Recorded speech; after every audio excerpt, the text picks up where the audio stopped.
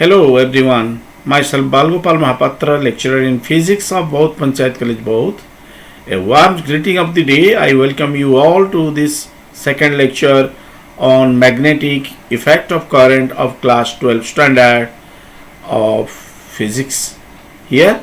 And in your previous lecture, we have gone through Biot-Savart's law and different applications of that Biot-Savart's law to find what is magnetic flux density due to a straight conductor as well as a current carrying circular loop.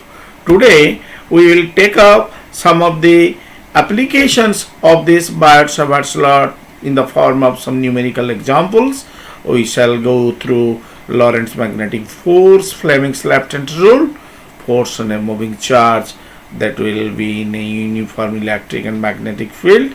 What is the force on a current carrying conductor in a uniform magnetic field? Then force between two infinitely long parallel current carrying conductors, definition of ampere, representation of fields due to parallel currents, torque experienced by a current carrying coil in uniform field and moving coil galvanometer, and so on and so forth. So let us start with some numerical examples here. It is given that the first one is calculate the magnetic flux density in air at a point 0.06 meter from a long straight wire carrying a current of 9 ampere.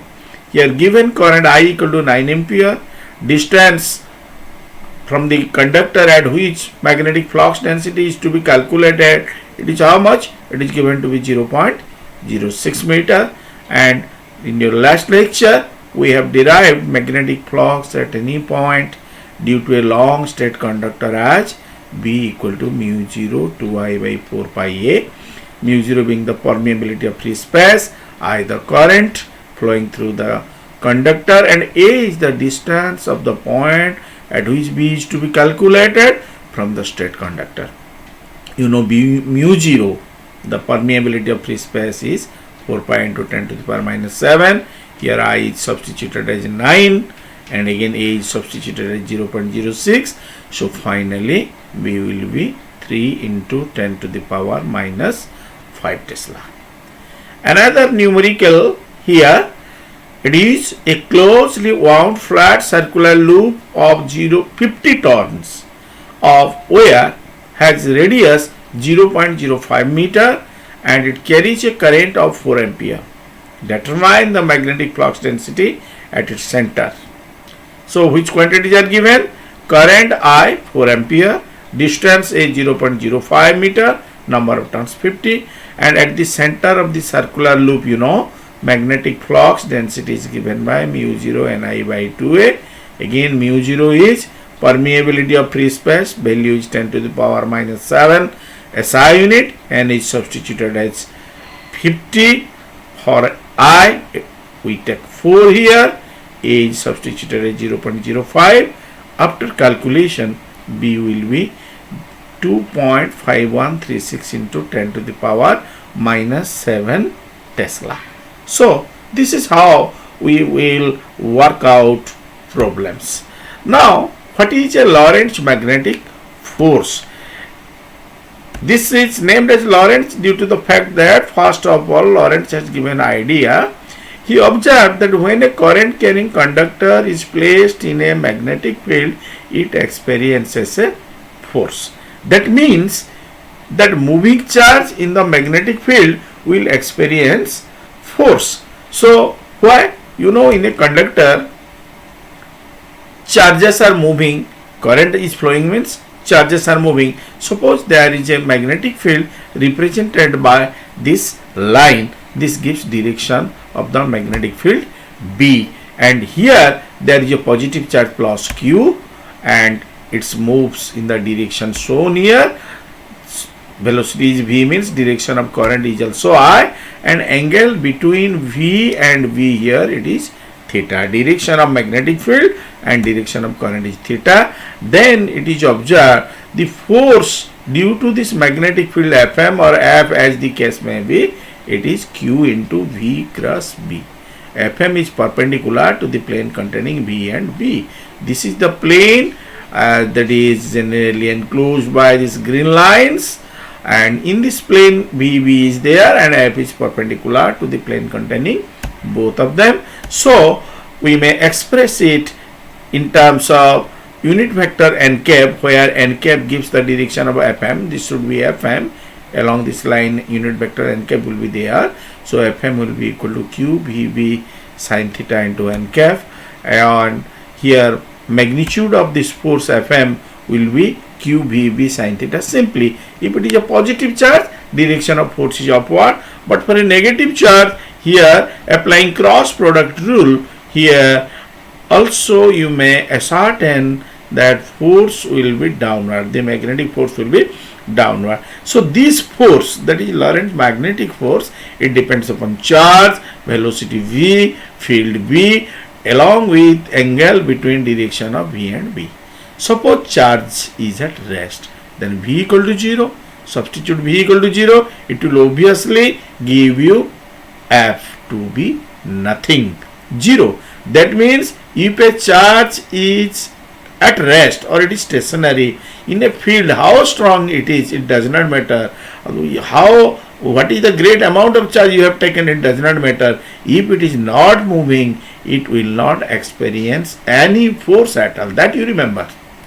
So a stationary charge in a magnetic field does not experience any force. You take a charge of 1000 coulomb in a field of 1000 Tesla and it is at rest. It is meaningless. It will experience no force. In a similar way, you may find if it moves parallel to the field, means this theta equal to 0, and anti-parallel to the field, B and B are opposite, then sin theta is sin 0 or 180 degree, it is 0. What does it mean? It is 0 means your Fm will be equal to 0. So a charge experience no force if it moves along the field or opposite to the field.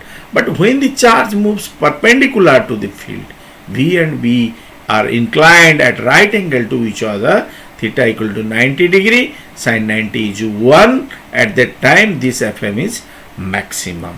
So a charged particle experiences maximum force if it is moving parallel to the field. That is very important. Now, when charge moves perpendicular to the field, then you may apply Fleming's left hand rule to find the direction of force. Here you see, if you stretch the three fingers of your left hand, first finger, this is middle finger, central finger and the thumb, you stretch all these three fingers in mutually perpendicular direction such that central finger gives current, electric current, C for current, central finger gives current, first finger gives field, F for field, that is magnetic field, then the tip of the thumb will give the direction of magnetic force. So to state it again, if the central finger, forefinger or first finger and the thumb of our left hand are stretched in mutually perpendicular direction such that central finger points to current, first finger points to magnetic field, then the direction of force will be given by tip of the thumb. So this is Fleming's left hand rule. And remember here EMF to the phrase EMF to represent electric current, magnetic force and force on anticlockwise direction of the fingers of left hand. Okay, fingers of left hand. E for electric current, just a phrase just to giving you a tip how to remember this law, how to remember Fleming's left hand rule. If you remember EMF, it will give you current, magnetic field and force. If you move write it in the anticlockwise direction EMF, you can remember this Fleming's left hand rule just remembering this tip. Okay, now here let us calculate what is the force on a moving charge that will be under the action of uniform magnetic and electric field. And when a charge particle passes through a region having both electric field and magnetic field simultaneously, then the force experienced by it is generally called as Lorentz force. And this force, it is the result of force due to electric field and force due to magnetic field. How? Suppose charge Q moves with a velocity v in the region which is subjected to both electric field E and magnetic field B. Then force due to electric field is QE, force due to magnetic field is Q into V cross B. So taking the vector sum of both, your Lorentz force will be given by that F will be equal to QE plus Q into V cross B. You may take this Q as a common factor here, so that F will be equal to Q into E plus V cross B. You see how F is depending upon charge, electric field strength, velocity of the particle or direction of the current, you may say, as well as we may find here it depends upon magnetic field strength. Okay, now next one, what is the force on a current carrying conductor placed in a uniform magnetic field? So question arises, how a force is there on a current carrying conductor which is carrying current and placed in a uniform magnetic field? Generally what happens, any conductor has a number of free electrons in it. Okay, and when a potential difference is maintained across the two ends of the conductor, a difference of potential is created, it is applied between the two ends of the conductor, then what will happen? Electron will drift from lower potential to higher potential. Electron will forcibly moves from lower potential to higher potential. Okay, so during that process its velocity is small, and these electrons constitute a current through the conductor, and when the electron move in a magnetic field, at that time it experiences a force. Already we have seen. Suppose these parallel lines, blue lines, represent the line of force due to magnetic field B. This is the conductor at an angle, it is inclined at an angle with the field having length L. Okay, angle of inclination with the field is theta.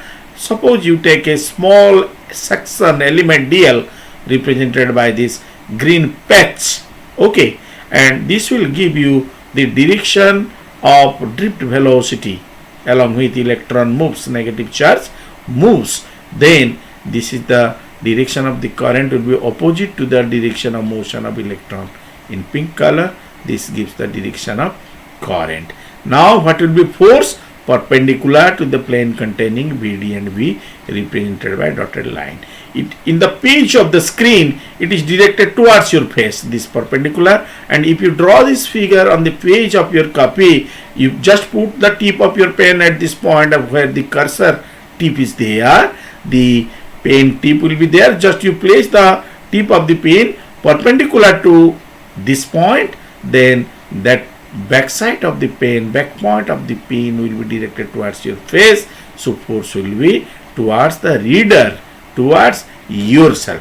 Okay, so that force experienced by each electron in the conductor is given by F equal to minus E VD cross B. Q is minus E, charge of electron being negative. If suppose let small n be the number of electron per unit volume, number density means number of electrons per unit volume of the electron, A be the area of cross section. This is, if you take cylindrical in shape, it is a wire, it is circular, and then what will be the volume of the section dl? Area is A, dl is height, base area into height, A dl is its volume, number of electrons per unit volume was n for volume A dl. So number of electron lying within volume ADL will be NADL. Okay, so force experienced by the electrons in dl is, if it is df, they just multiply this number NADL with the previous value we have obtained. So NADL into minus C into VD cross B, ultimately you find it to be minus NE A VD dl cross B, and here you may observe NE A VD dl cross b, this will represent nothing but current. Any AVD, it will be nothing but, it will be current. We may find it. This is the current flowing through the your conductor. Already you know it earlier. So now here I equal to NAVD, and negative sign represents that direction of DL is opposite to that of VD, right? So what is the total force? If it is due to the charge flowing through a small section DL, then the total force may be obtained by integrating F.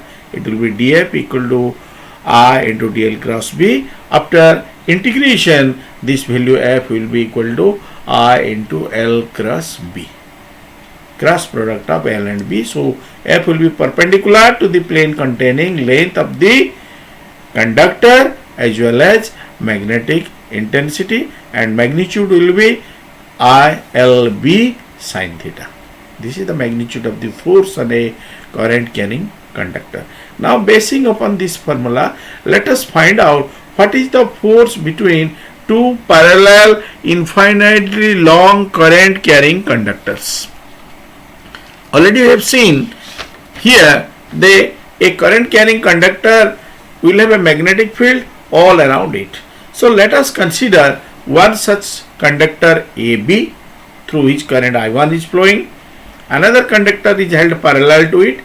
Let it is RS. Here current I2 is flowing. Of course, here direction of current I1 and I2 are same. It may be also opposite in one conductor for these two parallel conductors, and spacing between these two is R. So magnetic field due to current I1 through PQ is B1, and inside that field B1 we have placed here RS. So in the field of PQ, conductor RS is there, so a force is experienced on it, that will be F21. Force on conductor RS due to field of PQ. Okay, and magnetic field on RS due to current in PQ, that is for a infinitely long straight conductor, that expression in magnitude is B1 equal to mu 0 I1 by 2 pi r, and force acting on RS due to current I2 through it is will be F21 will be equal to B1, we know it is IL cross B, here I2L cross B, and here the line of force will be circular due to this first conductor, so that angle between L and B will be 90 degree, so it is I2L sin 90 degree. So F21 will be finally mu 0 by 2 pi I1 I2 L by R. Okay, so B1 acts perpendicular and into the plane of the diagram as per right hand thumb rule. Hence we have taken here angle between L and B1 as 90 degree, where L is the length of the conductor. Okay, similarly the force will be experienced by PQ due to field of RS. If that field is B2, that force will be F12. That is to say, magnetic field on PQ due to current in RS in a similar way, B2 will be mu 0 I2 by 2 pi r in magnitude. So what is the force on PQ due to current I1 through it? It should be mu 0 I2 by 2 pi r I1L sin 90 degree, just like your previous case. This force we will take F12. Force on first conductor due to current on second conductor. This is F21, force on second conductor due to current in first conductor. Now here you see again it is mu 0 I1 I2 L by 2 pi r, same as previous expression for F21.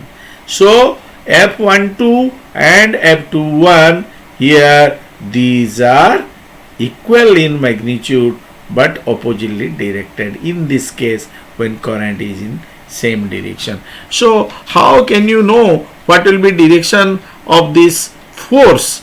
As here it is told to you that these are oppositely directed. here you can apply the rules that you can know. Applying the rule of cross product, you may say, along which the force will be given. And here the force per unit length of the conductor, it will be F by L, that is mu 0 I1 I2 by 2 pi r n by m. And as here L and B are perpendicular to each other, you apply Fleming's left hand rule. So these two forces will be towards each other, means this force is attractive in nature. This force is attractive in nature, equal and opposite, applying Fleming's left hand rule. So two parallel current carrying conductor attract each other.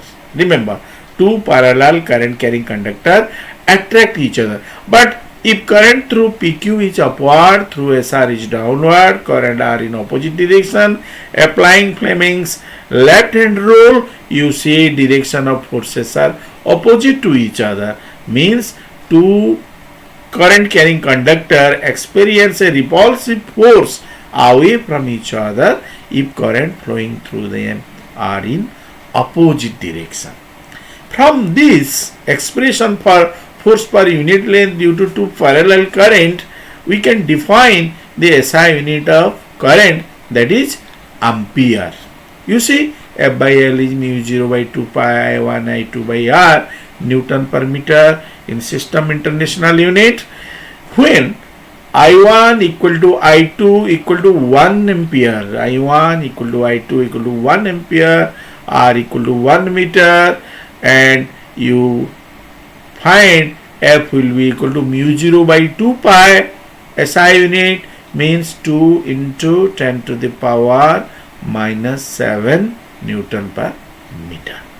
So from this you can frame the definition of ampere as 1 ampere is that current which, when allowed to pass in two parallel conductors of infinite length placed at a distance of 1 meter in vacuum, causes each conductor to experience a force of 2 into 10 to the power minus 7 Newton per meter length of the conductor. To repeat it again, 1 ampere of current is that current which is allowed to flow in two parallel current carrying conductor separated by a distance of 1 meter. Then they attract each other with a force of 2 into 10 to the power minus 7 Newton per meter. Okay, so this is how you can define ampere. Let us represent the field due to parallel current. This is the representation. Lines of force will be circular, and here you see directions are anti-clockwise as we are representing it in terms of this figure here. When these are in same direction, both lines of force are circular, and here you see it is anti-clockwise. In this case, in the first case, in one it is also anti-clockwise, it is also anti-clockwise. But if current is downward, here line of force is clockwise, here it is anti-clockwise. So this is how we can represent the field due to parallel currents. So now let us find out what is the torque experienced by a rectangular current loop when it is placed in a uniform magnetic field. We take a loop in the form of a rectangle. Here you see PQRS. It is a rectangular loop, and suppose it is capable of rotation about an axis represented by this dotted line. It is placed in a uniform field. Here B is the uniform field represented by these parallel lines of force. Length of the rectangular loop is PQ, breadth is PS, and it is inclined at an angle theta with the field B. Now here suppose a current I flows in the anti-clockwise direction. You see this rectangular loop, it is a combination of four straight conductors PQ, QR, RS and SP. through each conductor PQ, QR, RS, SP, current is flowing. Everyone is placed in the field. So each one will independently experience force, and we will find out what is the net force due to all of them. PQ is aligned here, you see, at 90 degree. So also RS. Right. Now, what is the force on SP? What is the force on PQ? What is the force on QR? What is the force on SR? And the axis of the coil is here perpendicular to the magnetic field. Dotted line already I had told to you. And theta is the angle between plane of the loop and direction of the magnetic field. So, force on conductor SP due to field B will be I into B cross B. Length is B here, this is magnetic field, and applying your Fleming's left hand rule here a cross product rule, FSP is perpendicular to both small b and B. It is directed vertically upward, having magnitude I, B, B sin theta. Similarly, here you see this is the direction of the current. You just apply here.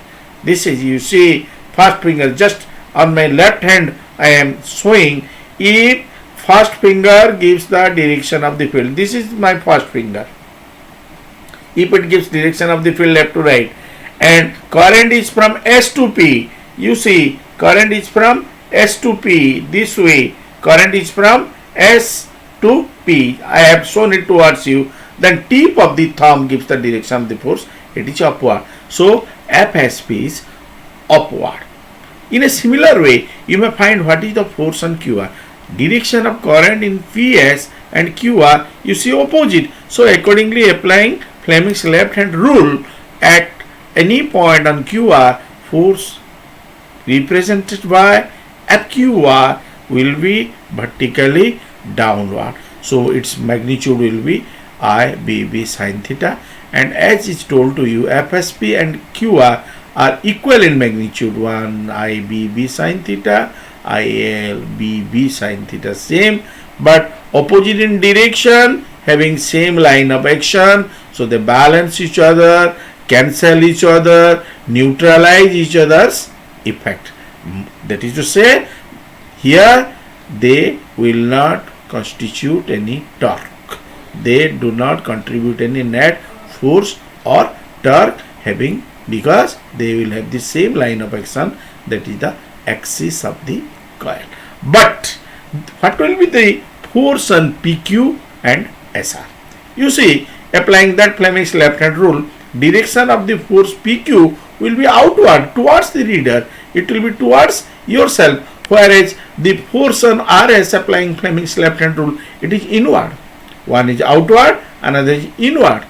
And we may now find, applying our expression, FPQ, force on PQ is IL cross B, magnitude is ILB sin 90, because L and B are perpendicular to each other, so it is ILB. And what is the force on RS? In a similar way, it is again ILB sin 90, ILB. So FPQ, FRS equal in magnitude, having different in line of action. They will have different line of action. Therefore, these will constitute a couple. These will constitute a couple. So they tend to rotate this loop PQRS. Here, earlier we have seen FSP, FQR. They are cancelled. But FPQ, FRS, line of action are not same. So they do not cancel out each other. These do not cancel out each other.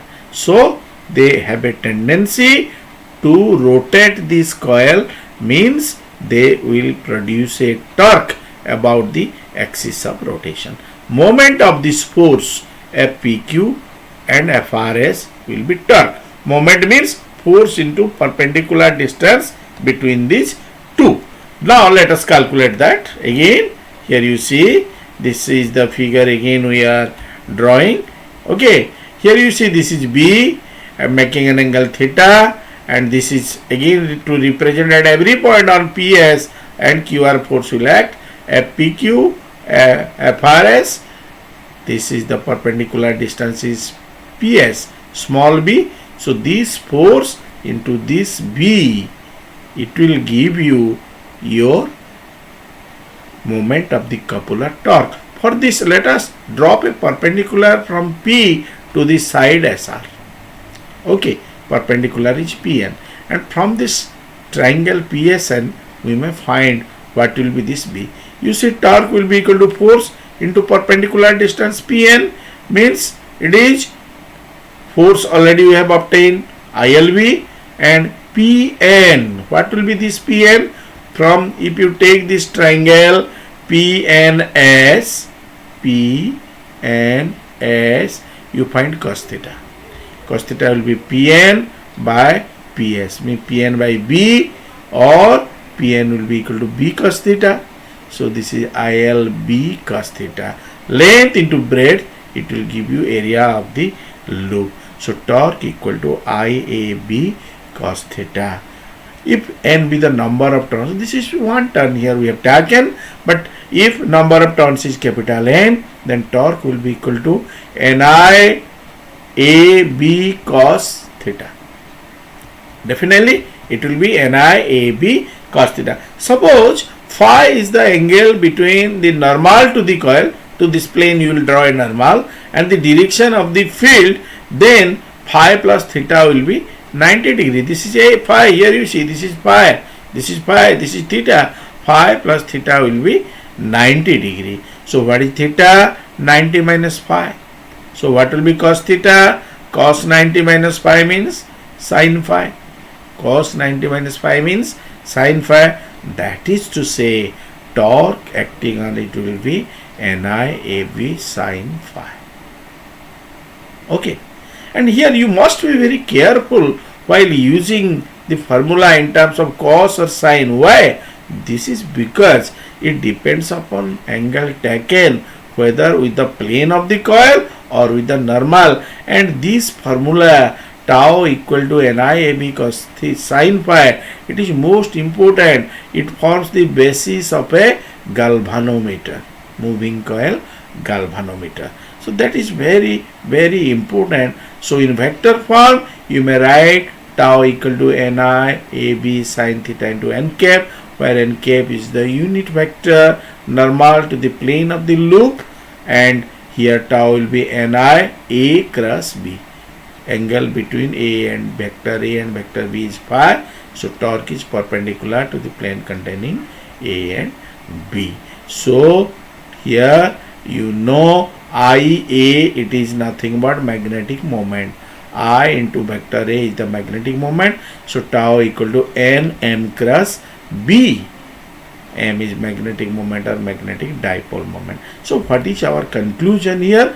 To first one, the coil will rotate in the anti-clockwise direction, that is from the top view according to the figure that we have plotted here, about the axis of the coil shown by the dotted line. Second one, the torque acts in upward direction along the dotted line according to Maxwell's screw rule.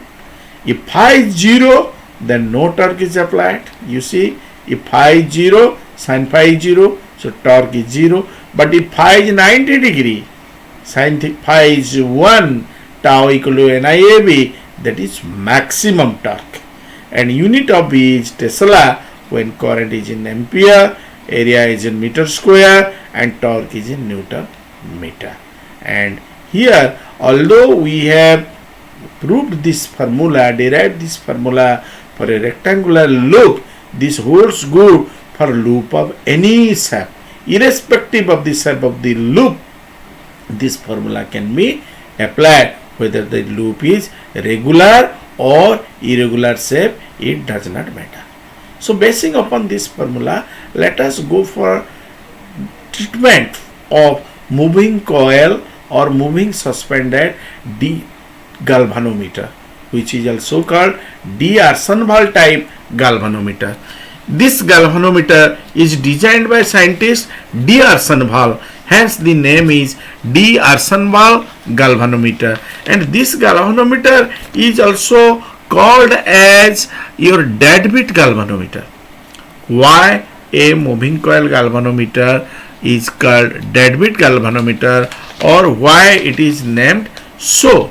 It is named so because it beats or it deflects when current flows through it, but it becomes dead or there is no deflection when there is no current. No deflection, no current. It is dead, you may say, but when current flows through it, it gives galvanometer. So moving coil galvanometer is a galvanometer in which current is measured indirectly by measuring deflection produced directly.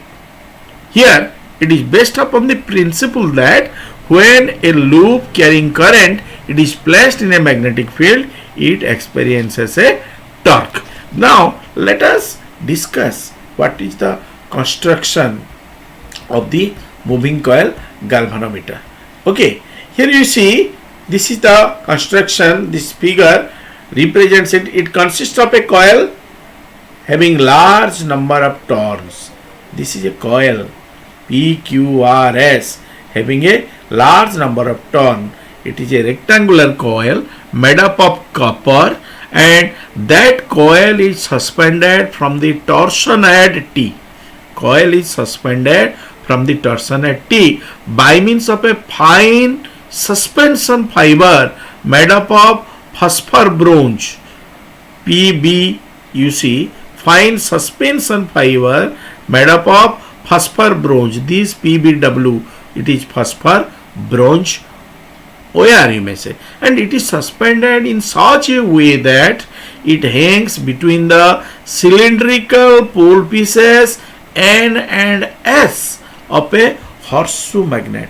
This is the cylindrical pole pieces N and S of a horseshoe magnet. It provides a radial field in which direction of lines of force are along the radius. So these faces are generally concave shaped to produce radial field. Why radial field is necessary, or why these pole pieces are concave shaped?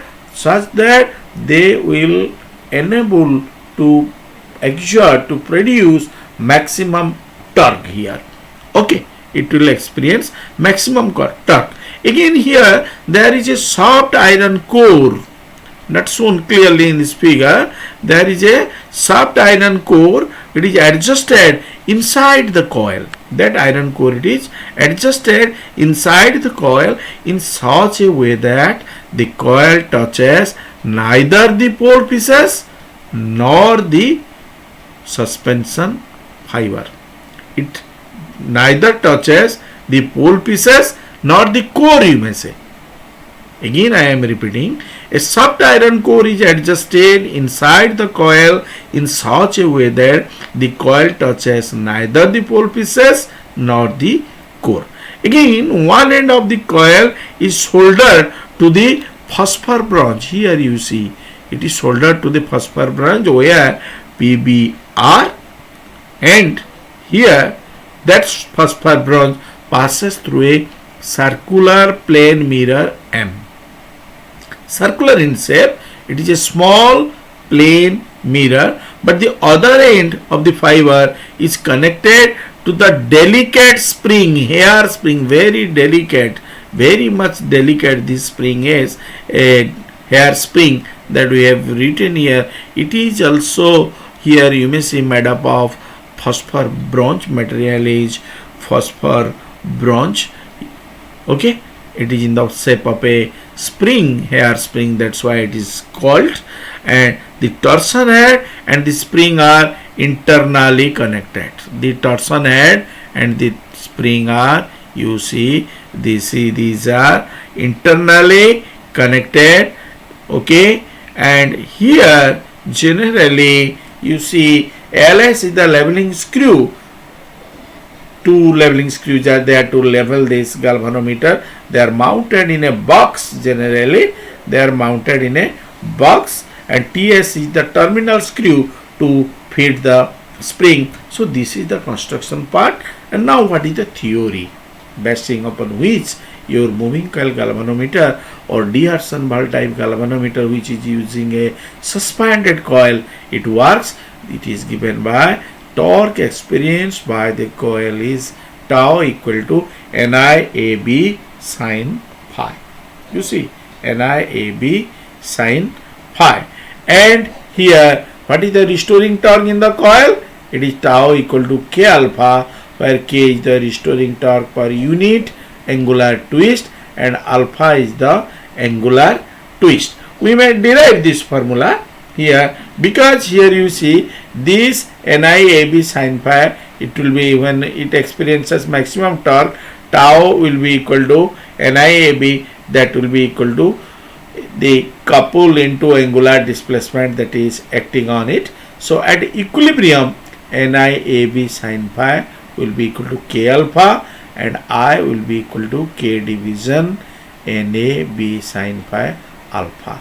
So alpha is the deflection produced here. Angular twist means when current flows through it. How it works here, you see, when current flows through the galvanometer, when you close this key, this source of EMF E sends a current as shown in the figure, due to which this coil PQRS start rotating. So this suspension fiber is twisted through a particular angle, say theta. Okay, that is the deflection. And alpha, it is the angular twist, not theta. Let us say alpha. Alpha, it is that twist. So measuring the deflection alpha directly, you can measure this current I.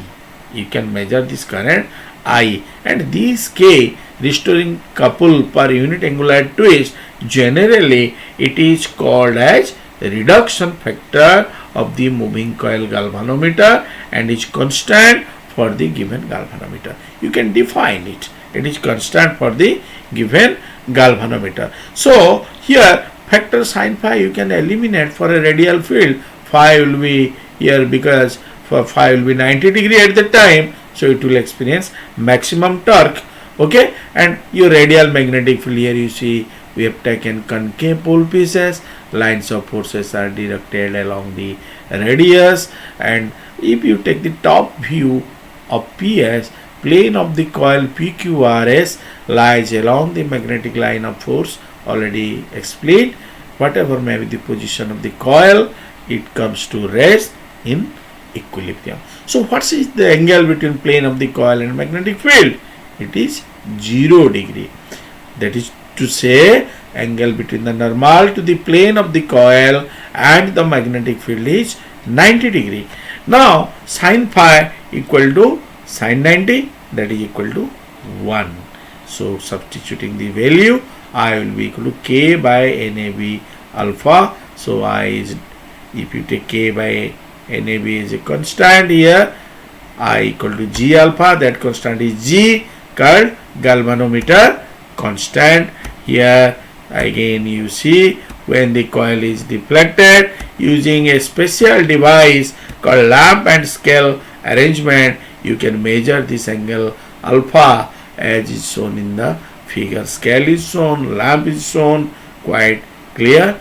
Okay, so alpha can be measured using lamp and scale arrangement. You see when it is twisted, this ray from the mirror falling on the linear transparent scale, it gets displaced. So angular displacement gets converted to linear displacement. It is 2 alpha. So 2 alpha by 2, you may get alpha here. Substitute the value here. K by NAB, number of turns, area, B, K constant, G is constant. It may be given. We can find what is the current flowing through the galvanometer, substituting for deflection alpha and galvanometer constant G. And two terms are associated with a moving coil galvanometer to find what is its sensitivity. So what is the sensitivity of any instrument or of galvanometer? The sensitivity of an instrument is measured by the minimum input required for a standard output. What is the minimum input that is to be given so that you can get a standard value of output. That is the measurement of sensitivity. But in case of galvanometer, which can make use of this lamp and scale arrangement, this way generally the standard output is a deflection of the spot of light on it by 1 millimeter on a scale which is clamped at a distance of 1 meter from the reflecting mirror. Distance between scale and this mirror will be 1 meter. Okay, and the linear deflection on the scale, if it is, that will be standard output if it is 1 millimeter, and generally that 1 millimeter is named as unit deflection. And as such, here let us define two type of sensitivity. One is current sensitivity of the galvanometer and another is voltage sensitivity. And current sensitivity of a galvanometer is defined as the deflection of the galvanometer per unit current, alpha by A. Alpha by A. Deflection of the galvanometer per unit current means NAB by K. From this equation here, what is alpha by K? NAB by K. Alpha by I rather. So this is current sensitivity. Then what is voltage sensitivity? It is the deflection of the galvanometer per unit voltage. We may calculate how. V will be equal to IR if R is the resistance of the galvanometer. According to Ohm's law, I will be equal to V by R here. For I, here you substitute V by R. For I, you substitute V by R, and from that V by R equal to K by NAB alpha. Find what is alpha by V. It will be NAB by KR. This is voltage sensitivity. Just make a comparison between current sensitivity and voltage sensitivity. You see alpha by V, you see alpha by I. So alpha by V, it is current sensitivity division R. Current sensitivity into division R, it is nothing but voltage sensitivity. So you may find a relation between these two, that your voltage sensitivity equal to current division by current sensitivity division R. So this is all about different types of sensitivity. So here you find the relation, and sometimes we have to be calculate what is the current flowing through it when deflection produced is given, or you have to calculate what is voltage sensitivity or current sensitivity. Number of turns, area, B, A will be given. If one is given, voltage sensitivity is given, you can calculate current sensitivity, or if current sensitivity is given, you can calculate voltage sensitivity, because alpha by V equal to alpha by I division R. So this is all for today. See you in the next lecture. Thank you.